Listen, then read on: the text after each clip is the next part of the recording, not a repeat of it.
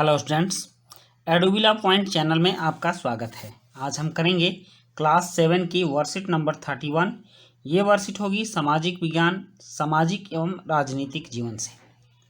आज की वर्कशीट में हम जानेंगे राज्य शासन कैसे काम करता है। तो चलिए बच्चों शुरू करते हैं। प्यारे बच्चों, अपनी पिछली कुछ वर्कशीट में हमने राज्य की शासन प्रणाली के विषय में अध्ययन किया। आज की वर्कशीट में हम केंद्र शासित प्रदेशों के विषय में अध्ययन करेंगे। हम सभी जानते हैं कि भारत में 28 राज्य व 8 केंद्र शासित प्रदेश हैं। राज्यों का शासन विधानमंडल द्वारा चलाया जाता है, जबकि केंद्र शासित प्रदेशों का शासन केंद्र सरकार द्वारा चलाया जाता है। परंतु दिल्ली, पुदुचेरी व जम्मू कश्मीर ऐसे केंद्र शासित प्रदेश हैं जहां विधानसभा भी है। भारत के राष्ट्रपति हर केंद्र शासित प्रदेश में एक सरकारी प्रशासक व उपराज्यपाल नियुक्त करता है। मतलब कि जो केंद्र शासित प्रदेश होता है वहाँ पर भारत का राष्ट्रपति, दिल्ली में जो राष्ट्रपति होता है, एक सरकारी प्रशासक जिसको कि उपराज्यपाल कहते हैं, उसकी नियुक्ति करता है। और 1992 में दिल्ली को राष्ट्रीय राजधानी प्रदेश के तौर पर पुनः परिभाषित किया गया। मतलब राष्ट्रीय राजधानी क्षेत्र दिल्ली को कहा जाता है, जिसको कि हम लोग NCR भी बोलते हैं। और दिल्ली, पुदुचेरी व जम्मू कश्मीर तीनों की अपनी चयनित विधानसभा, मंत्रिमंडल व कार्यपालिका है, लेकिन इनकी शक्तियां सीमित हैं। उनके कुछ कानून भारत के राष्ट्रपति के विचार और स्वीकृति मिलने पर ही लागू हो सकते हैं। मतलब कि ये लोग काम तो करते हैं, लेकिन पूरी तरह से भारत सरकार के अंडर में होकर काम करते हैं और भारत सरकार का पूरा नियंत्रण इन पर होता है। तो चलिए सबसे पहले हम भारत के केंद्र शासित प्रदेशों को देख लेते हैं कि ये कौन कौन से हैं। बच्चों, भारत में 8 केंद्र शासित प्रदेश हैं, जैसे कि आप देख रहे हैं जम्मू कश्मीर, लद्दाख और ये चंडीगढ़, दिल्ली।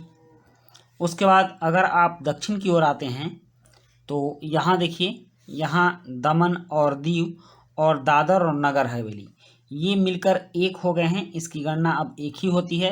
उसके बाद अरब सागर में लक्षद्वीप समूह हैं, यह भी केंद्र शासित प्रदेश हैं। और पुडुचेरी भी केंद्र शासित प्रदेश है। और उसके बाद अंडमान निकोबार द्वीप समूह भी केंद्र शासित प्रदेश है।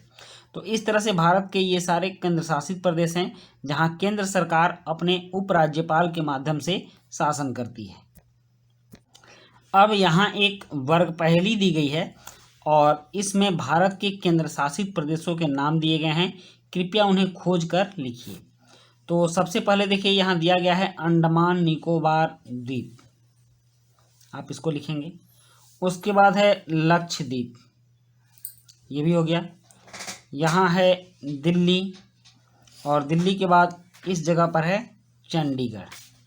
चंडीगढ़ के बाद अब आप खोजिए पुदुचेरी, जम्मू कश्मीर।